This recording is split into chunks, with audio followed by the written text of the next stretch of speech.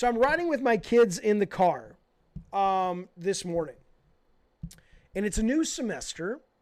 And I'm like, this is great. Aren't you guys excited? No. Well, why not? I asked my oldest. She's 15. I said, what class do you have? Give me some of your new classes. She's like, all right, I got world history, 3rd period. I say, that's great. World history is so exciting. It's so interesting. She's like, not the way they teach it. It's fucking boring. I said, do you know? I said, every day there's more interesting news about world history. I said, do you know what happened today about Alexander the goddamn Great? And she's like, what? No, I have no idea what you're talking about, old man. And so I told her the story, which you may have heard. Alexander the Great, if you don't know, General, King, Conqueror, what year was he? Over 2,000 years ago, he basically was seen as like the greatest warrior of all time. No one knew why he died, I told my kids. What do you mean no one knew? They didn't know. One day he got sick and he keeled over. And he laid there for a few days and then he died. And no one knew why. And they're like, oh, I guess that's interesting. I said, no, that's not what's interesting.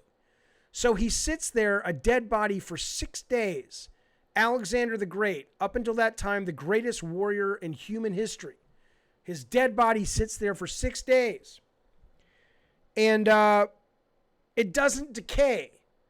And so his soldiers basically take it as a sign that he was a god for Mount Olympus, because his dead body, it doesn't smell, it doesn't rot, it doesn't start to decay, it doesn't go into rigor mortis. All they know is his pupils are not responding to light.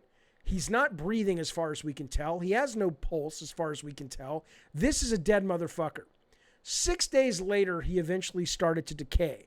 For the longest time, they did not know what happened. Today, this is what I'm telling my kids. Today, in world history, a piece of news dropped. I said to my daughters, do you know why his body didn't decay? And I let them guess. One of them, Fox, said it's because of the poison. Nope.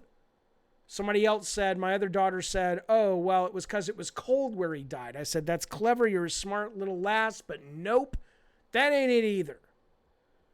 And then my other daughter says, oh, it's because he wasn't dead. You goddamn right. The theory is he wasn't dead. The theory is Alexander the Great laid on a slab for 6 days with a very rare syndrome called Guillain-Barré syndrome, a rapid weakening of the muscles caused by the immune system, damaging the nervous system, that may explain conflicting evidence of how and when he died. Okay, so the idea is he was diagnosed as dead, but for 6 days he was just paralyzed. He heard his generals arguing over who was going to take over command, and worse, he heard the embalmers who came from ancient Egypt to show up and start to prep his body, to rip his organs, to drain his blood, to prep him for burial. This motherfucker laid there for 6 days when the world thought he was dead. It's fucking crazy. It's fucking crazy.